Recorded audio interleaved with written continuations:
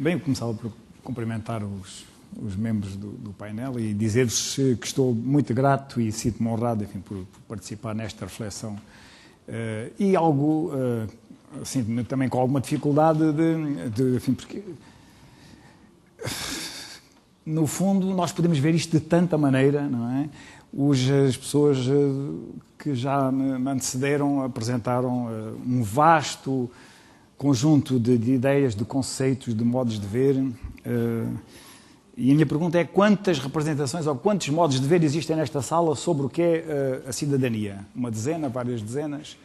E, no entanto, há muita coisa em comum aqui que nos une. Aquela definição que o José Carlos Leitão apresentou, complexidade, um conjunto de coisas ligadas por um nexo comum. E, de facto, a ideia que eu tenho é que isto é como se fosse um Lego, não é? Em que, com as mesmas peças, podemos construir vários edifícios, os mesmos conceitos.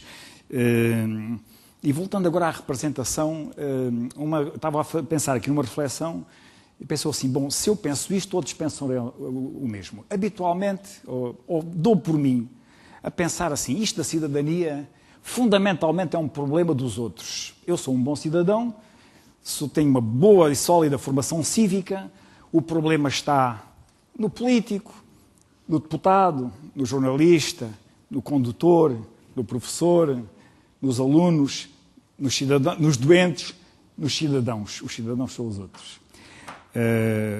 Não sei se este é um problema comum, mas se muitos pensam ou dão por si a pensar como eu penso, temos aqui um problema coletivo.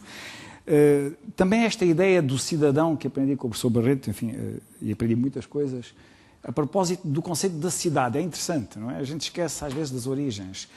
Portanto, cidadão é cidade. Cidade significa eu e os outros. E, portanto, o que está aqui em causa é como é que eu me relaciono com os outros. Nestas coisas da saúde.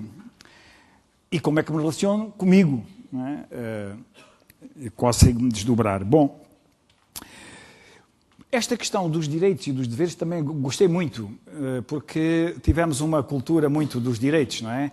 Mas provavelmente o que foi aqui apresentado é um sistema integrado e equilibrado de direitos e deveres. Quase que não há direitos nem há deveres, há direitos e deveres. Cada direito tem um dever sempre associado. E, portanto, há aqui talvez, em relação, enfim, como estou envolvido no projeto do Plano Nacional de Saúde, a questão é assim, será que, dada a cidadania ser polissémico, ser mutável, conseguiremos encontrar aqui um consenso do que é que aqui e agora, neste contexto, Portugal, hoje, a cidadania pode representar para a nossa cidade, que se aguente para um período de 2011, 2016 e seja mobilizador, interfira com modos de ver representações, não é? Isto, o modo de ver muda muito.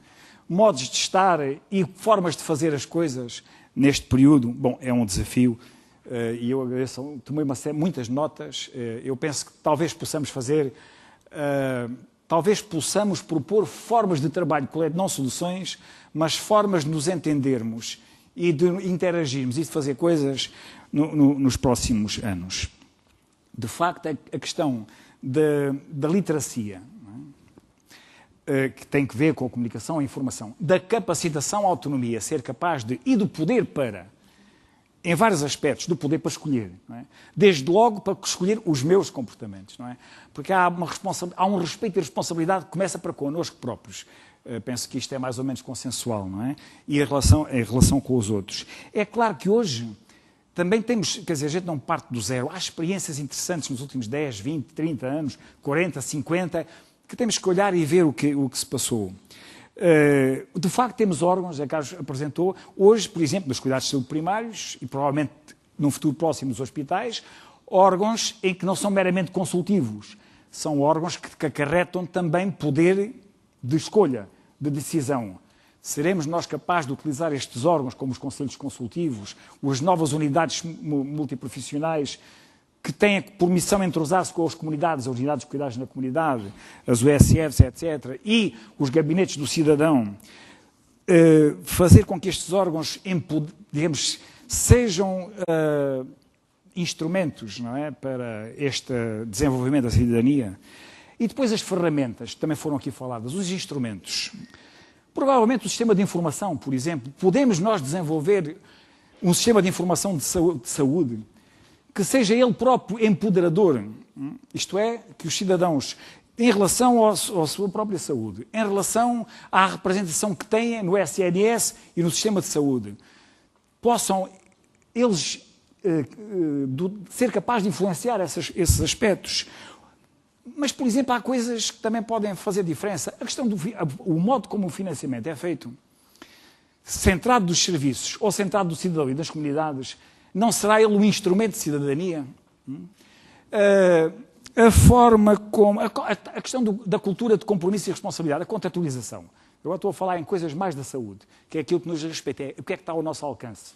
Setor da saúde, eu posiciono-me como setor da saúde. Bom, há aqui, de facto, uma área que possivelmente podemos, coisas concretas, que às vezes ficam distantes da discussão da cidadania, mas que são, eventualmente, potenciadores da cidadania. Claro que podem ser incómodas, porque alguns autores anglo-saxónicos chamam que uma boa parte dos sistemas organizados da saúde ficaram capturados. É uma palavra horrível. Capturados de interesses internos e adjacentes. E centrifugaram os donos do sistema. Será que somos capazes de enfrentar esta questão da libertação desta captura? Bem, e já termino o meu tempo. Queria só pegar numa ideia que ocorreu e que foi copiada de um discurso que eu li do professor António Barreto, que há uns tempos atrás, que é a questão do exemplo. Possivelmente, um dos fortes instrumentos que temos hoje para promover cidadania é o exemplo que alguns grupos-chave, porque apesar de tudo, enfim, não vivemos numa numa cidade de servos e de homens livres, mas é verdade que existem diferenças. Não é?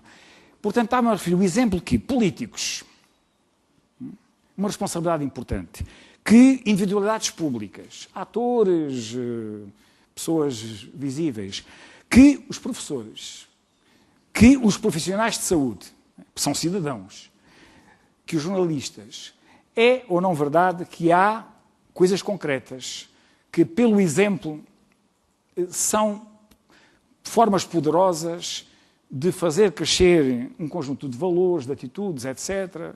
E termino com o exemplo. Eu colaborei no Ministério da Saúde, em ARS, sempre me incomodou como é que os veículos oficiais desrespeitavam sistematicamente os limites de velocidade e os detentores de cargos políticos pactuavam com esta anomalia, que também tem que ver com a saúde. Muito obrigado.